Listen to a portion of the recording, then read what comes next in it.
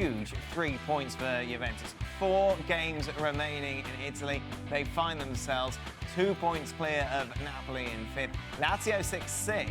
However, they do have a game in hand. It is going to be extraordinarily tight, isn't it, with those 4 games remaining. Jurgen, I think it just seems out that we start with Cristiano Ronaldo.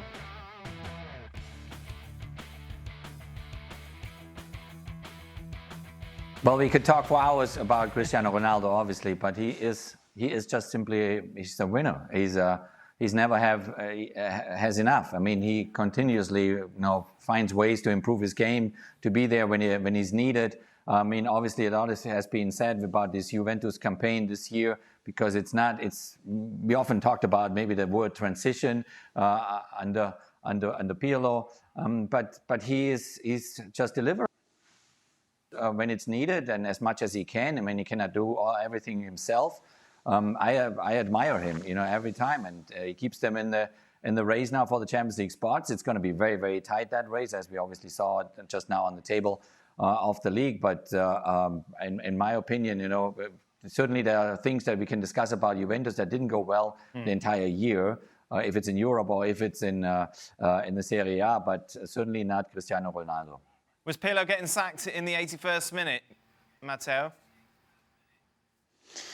I mean, if they lost this game, Dan, and honestly, there was no sense of urgency. Forget the scoreline for a minute, even though that is important because Cristiano Ronaldo might have just given the Champions League for another year to Juventus. But before that, it was one of the poorest Juventus performances, and this is something that we've seen throughout the season, Dan, where you have no idea what version of Juve you're going to get from one week to another. One week you think, right, Pirlo's starting to put it together. This thesis that everyone was fawning over last summer, we're starting to see this beautiful game. And then 2 weeks after, they're losing against relegation-threatened side. There's no identity whatsoever. We still have no idea what the best Juve starting 11 is, and we're near the end of the season.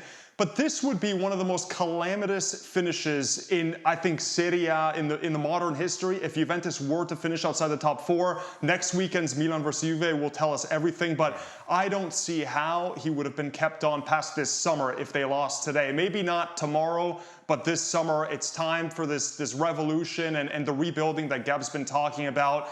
We've been seeing it because bringing in Pirlo was technically a rebuild. And right now, no one really has any idea what this team is. Whereas the last 9 seasons, you had a semblance of an identity where you knew, right, they can hold on to a 1-0 lead. This season, no defensive solidity, sloppy, mistakes that are elementary. And this has been the pattern both in the Champions League and Serie A.